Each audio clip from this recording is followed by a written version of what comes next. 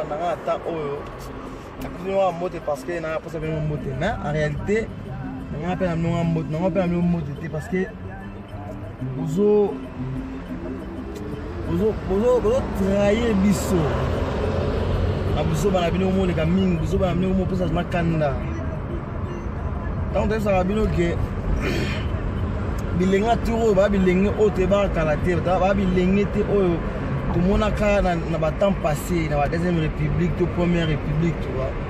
bilenga temps o ba bilenga o ba éveillé ba combattant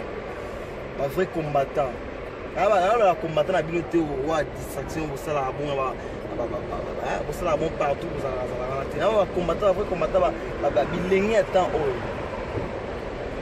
la vana na Facebook na mona ki vidéo moko zo circuler na Facebook mais na tiko mona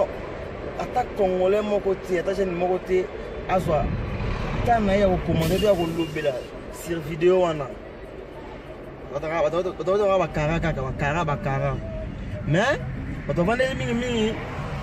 masolo ko beta masolo héritier na masolo ya fali pour ne ko beta bongo concert na bango ngau ma conseil tali na ko de bien de l'homme mais ce qui m'intéresse c'est que quand on a la distrait mambo oza même utile kuduté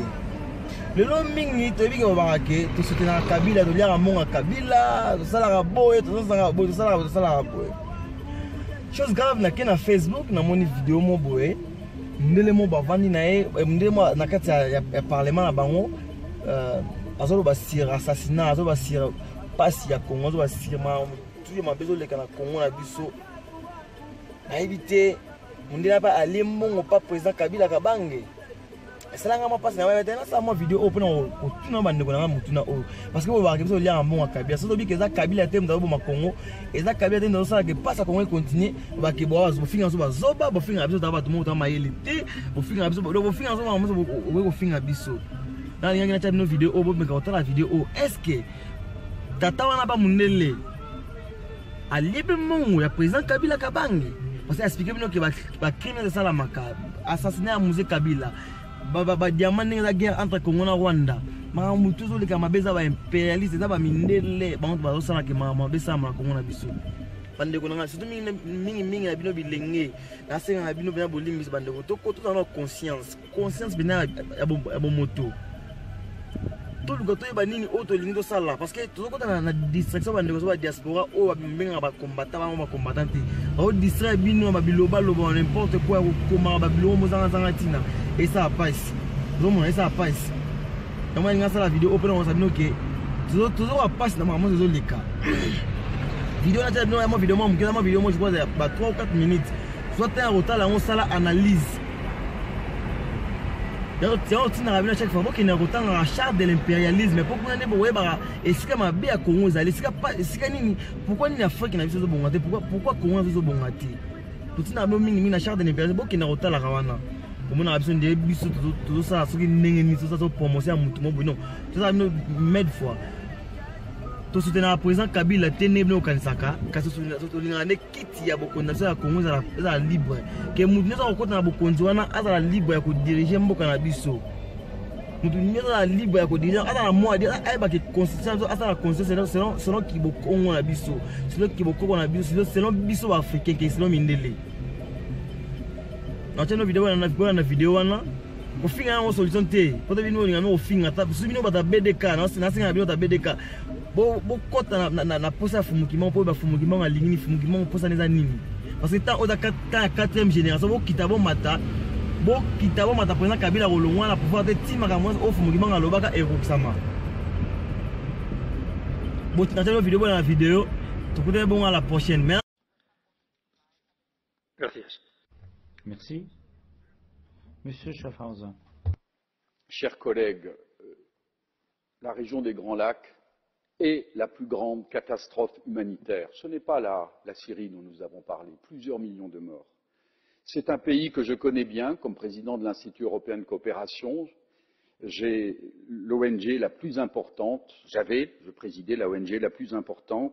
et j'ai été placé auprès du vice-président Zaidine Goma, aujourd'hui décédé, un ami qui a combattu pour la transition démocratique et qui représentait l'opposition démocratique lors de la transition démocratique en 2004. Il a donné la vie pour son pays. Donc parlons de démocratie. Je voudrais vous rappeler une histoire que je connais bien, dont j'ai été moi-même acteur. En République démocratique du Congo, l'opération dite des rebelles masquait une invasion organisée par les États-Unis qui utilisait Laurent Désiré Kabila. Pendant qu'il avançait, les envoyés de Clinton signaient des contrats sur les mines, comme les hommes de Biden actuellement en Ukraine. Parlons de démocratie. Laurent Désiré Kabila, stoppé par la France et l'Angola, se rapproche de la France car il estimait que c'était les intérêts de la République démocratique du Congo. Vous, les Belges, et je peux donner des précisions si c'est nécessaire, avec l'autorisation des Américains, vous décidèrent de l'assassiner. Joseph Kabila lui a succédé. Il fut votre homme, mais préoccupé de la souveraineté de son pays et de son indépendance, il ne vous convient plus. La RDC a besoin de stabilité et non de votre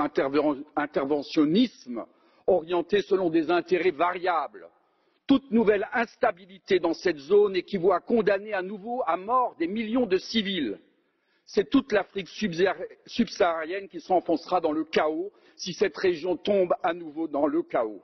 Ce dont l'Afrique a besoin, c'est de souveraineté et de développement autocentré, que des gouvernements légitimes se préoccupent des peuples africains et de son développement. Oui à la démocratie souveraine d'une vaste coalition démocratique avec Joseph Kabila pour l'avenir de cette région où l'interventionnisme occidental a tué de 4 à 5 millions d'Africains de la région des Grands Lacs. Ce dont les Africains ont besoin, c'est d'être maîtres chez eux,